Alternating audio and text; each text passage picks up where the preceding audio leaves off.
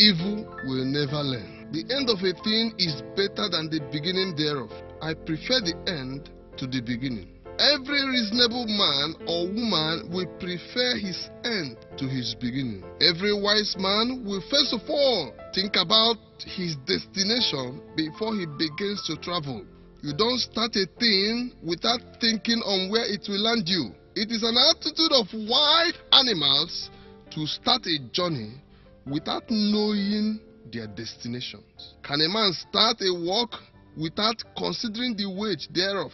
It takes a slave to be engaged in an activity with an unpleasant reward and still pretend to be happy. Evil will never learn. Experience, they say, is the best teacher. But wise people are not taught by their own experience. They learn from the experience of others. In life, there is always a book of chronicles. So experience of kings are penned down in history just for the wise to read and learn. The Bible says, though hands join with hands, the wicked will never go unpunished. Evil will never learn. Before you decide to take a road or a route in life, first of all, think of where it landed those that went that route before you. Life is a mystery of its own. What it gives to you depends on what you give to it. Life is governed by the law of cause and effect. For anything to happen, there must be a propelling factor. It is not what you achieved on your way to destiny that matters, but what you went home with.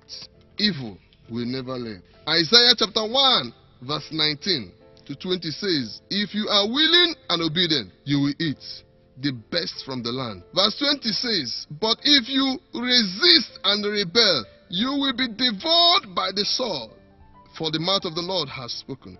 I took time to consider the end of hooligans. I know right from my childhood. I took time to remember all the armed robbers that used to live in my area when I was small. I took time to think about all the evil politicians I used to know. I took time to think about Adolf Hitler. I took time to think about Osama bin Laden. I took time to think about General Sani Abacha. I took time to think about Anini. I took time to think about our immediate past evil leaders. I am still thinking about Saddam Hussein. I am still taking my time to think about Emperor Nero, who died at the age of 30 through committing suicide.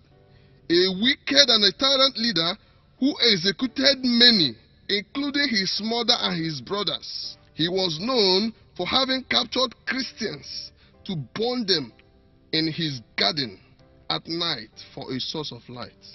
To mention but a few, these all passed on mysteriously in anguish, reaping the full recompense of their evil deeds. Today, a new spring of evil propagators are springing up again. It has never been recorded anywhere in history where an evil man is being celebrated or remembered as an example and an epitome of emulation. Evil will never learn. I am sent to you today to talk to you in parables. So far in that your evil inclination, what amount of peace have you been able to generate for yourself? When you look at your evil achievement, does it generate peace and happiness to you? Or does it kill you gradually? Today is still early.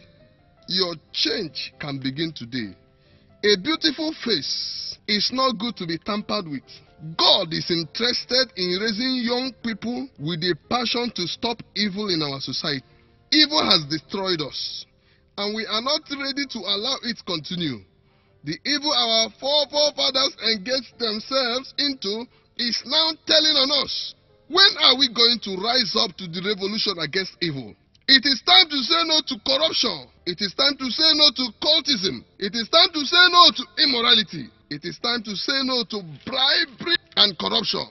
It is time to say no to tribalism, nepotism, and terrorism. Why? Because it has killed our young people in mass. We are not ready to expose our nation to another civil war. Let each and every one of us learn from our past. The Bible says that righteousness exalts a nation, but sin is a reproach to many people. Evil propagation brought us to this level today. Believe me, righteous inclination will take us to a glorious Nigeria.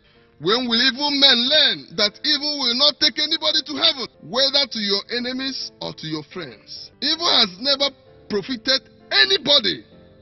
Don't be deceived to believe that evil men are enjoying. If you go close to any man, you will perceive the odor from his teeth.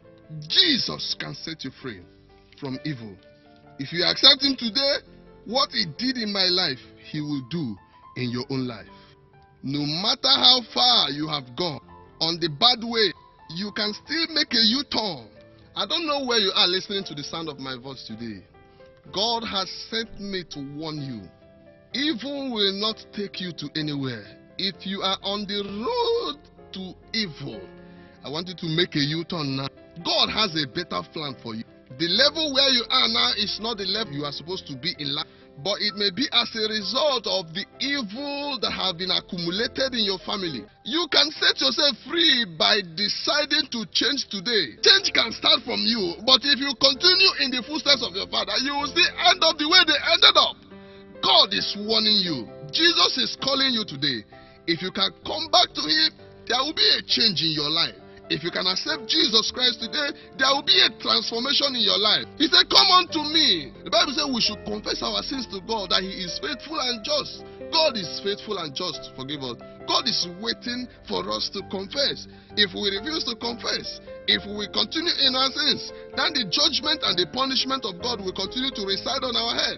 But any day we realize ourselves and begin to confess our sins and begin to come closer to God, there will be mercy. God will show mercy.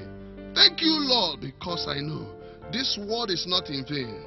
Your word has gone out and it will not come back to you void without accomplishing the purpose by which it was sent. Let the purpose of this your word that has gone out today be fully accomplished in the life of my great listeners. Thank you, Lord, because I know you've answered. In Jesus' mighty name.